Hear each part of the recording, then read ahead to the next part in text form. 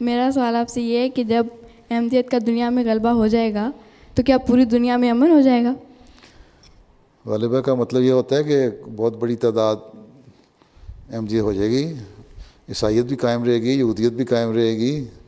سورہ فاتحہ کی دعا جو غیر المغضوب علیہم ولا الضالین جو ہم کرتے رہیں گے تو ہوں گے، اور پھر بگڑے ہوئے مسلمان بھی ہو سکتا ہے قائم رہیں گے، اور مذہب بھی ہوں گے، لیکن اکثریت احمدی ہو جائے گی، اور اس وقت حالات میں عموماً امن ہو جائے گا. لیکن جب قیامت آنی ہے تو پھر قوم دنیا بگڑ جائے گی. آخر میں پھر وہی اشارے والی بات آ جانی ہے جو سناتی رہی ہے حدیث میں. ٹھیک، تو قیامت پھر ایسے لوگوں پہ آئے گی جو بگڑے ہوں گے. امن ہوگا انشاءاللہ. پھر ابھی پہلے احمدیت کے اندر تو امن قائم کرو نا اپنے اندر.